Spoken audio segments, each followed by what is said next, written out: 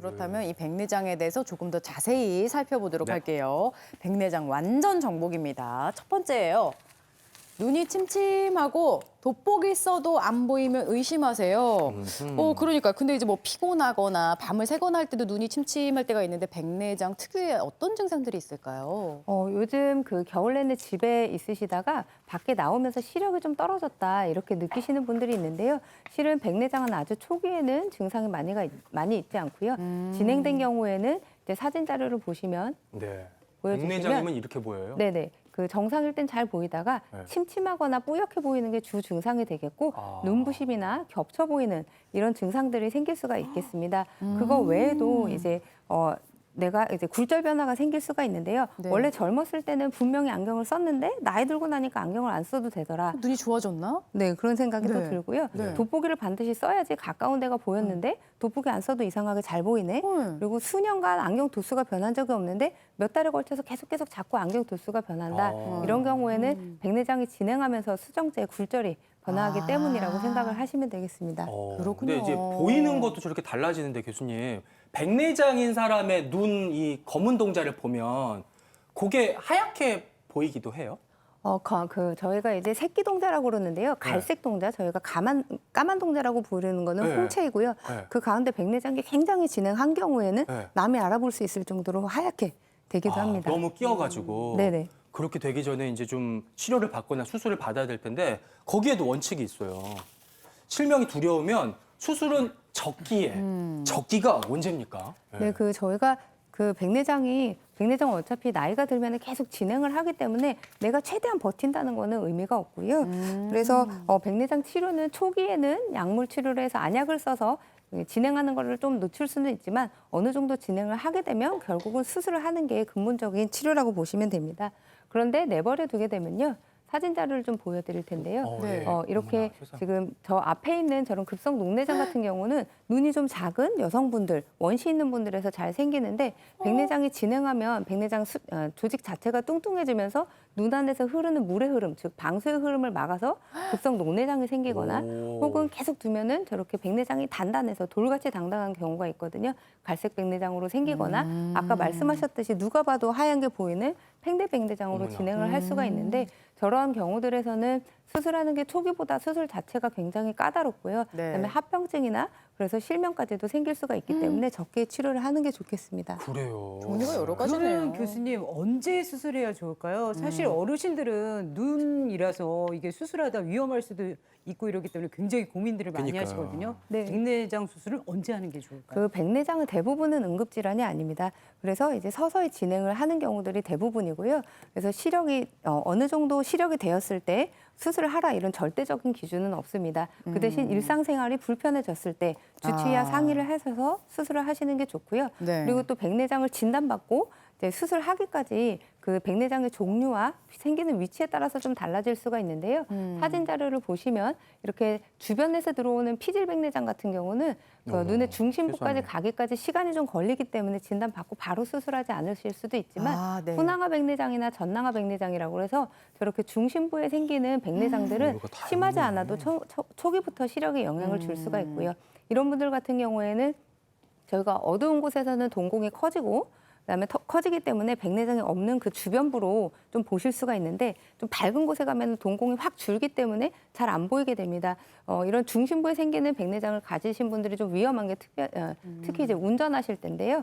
이제 어두운 터널을 지나다가 갑자기 밖에 나가면은 동공이 확 줄어서 안 보일 수가 있기 때문에 좀 빨리 수술하시는 것이 좋겠습니다. 그래요? 그러니까 위험하구나. 자신의 상태와 또 진행 정도에 따라서 시기가 좀 적절한 시기가 따로 있는 것 같고요. 그래요, 예. 사실 저희 어머니께서도 한 6개월 전에 백내장 수술을 하셨어요. 근데 가족들이 이렇게 걱정하는데도 혼자 가셔서 하루에 한쪽씩 하고 오셨더라고요. 그러면서 어머니께서 간단한 거야 걱정 마 이렇게 말씀하셨는데 진짜 이렇게 백내장 수술이 간단한 걸까요? 네, 그 백내장 수술 방법을 말씀드리면 실은 간단하지는 않습니다. 수술 영상을 잠깐 보시면요.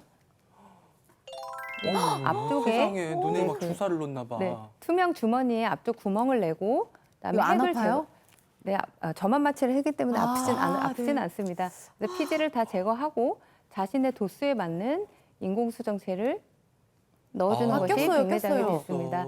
네, 저런 백내장 수술은 원래 백내장은 이제 안경 알처럼 도수가 있는데요. 이 고유의 도수에 맞는 자신한테 맞는 도수의 인공수정체를 넣어주는 게 백내장 수술이고요. 수술 자체가 시간은 좀 짧아서 간단하게 느껴지실 수는 있겠지만 네. 굉장히 고난이도 수술로 알고 계시면 되겠습니다. 여기서 제가 좀 실질적인 질문을 좀 하나 드리겠습니다. 백내장을 수술할 때 이제 렌즈를 넣으셨잖아요, 교수님. 우리가 안경을 살 때도 비싼 안경, 싼 안경 따로 있고 좋은 안경, 안 좋은 안경 따로 있는데 이 렌즈도 그러면은 천차만별 좀 따로 있나요? 눈에 넣는 거? 네, 예전에는 단초점이라고 해서 빛이 한 곳에만 맺히는 그런 단초점 인공수정체들을 많이 사용했는데요. 최근에는 다초점 인공수정체들, 그러니까 멀리와 가까이를 다 잘 봐서 이제 노안까지 좀 교정할 수 있는 그런 인공수정체들이 있습니다. 예. 이런 경우에는 비용도 좀 비싸긴 한데요. 네.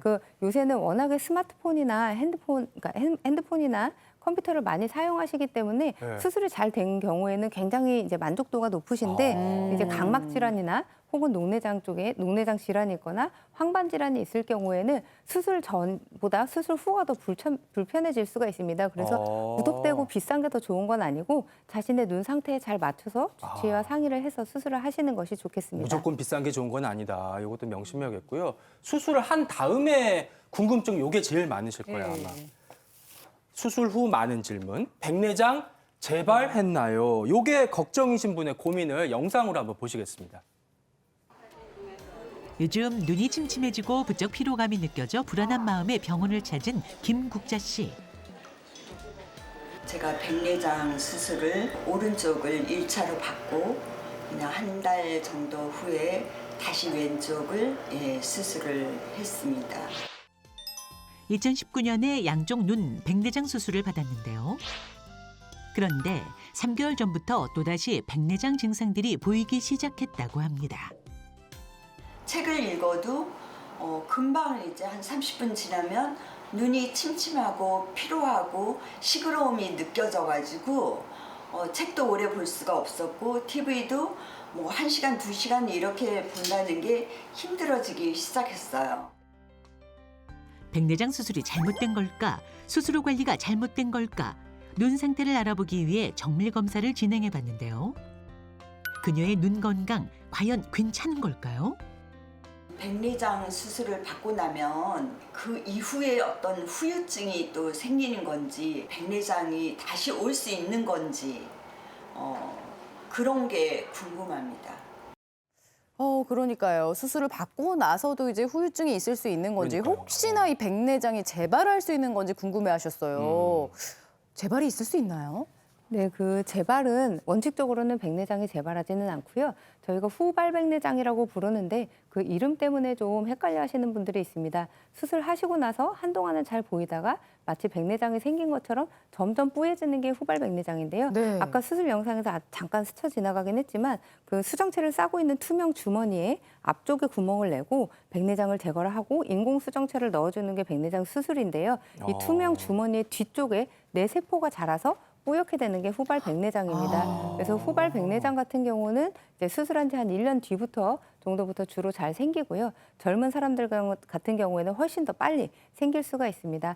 다행히 후발 백내장이 있으면 다시 수술하는 건 아니고요. 외래에서 간단하게 레이저를 해주시면 수술 후처럼 백내장 수술 후처럼 잘 보실 수가 있습니다.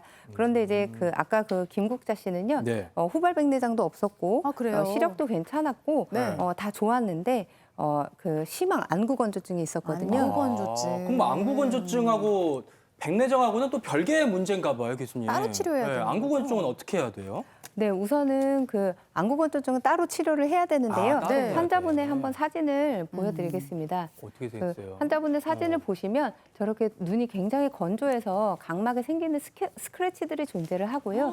또 하나는 눈꺼풀을 저희가 잘 눌러보는 경우가 없는데 눈꺼풀에는 마이봄샘이라는 기름샘이 저 있습니다. 노란 거 나오죠. 네네. 그래서 살짝 눌러보면 원래는 맑은 콩기름 같이 나와야 되는데 김국자 씨 같은 경우에는 굉장히 찐득하게 나오고 잘 안 나오게 되는 저런 마이봄생 기능 저하라는 게 있고요. 네. 눈 표면에 기름이 잘 분비가 안 되면 그러니까 나온 눈물이 증발을 빨리 해버리기 때문에 저거는 반드시 치료를 해주시는 게 좋겠습니다. 일반적으로 백내장 수술을 하시면 이제 건조증이 좀 심해지게 되는데요.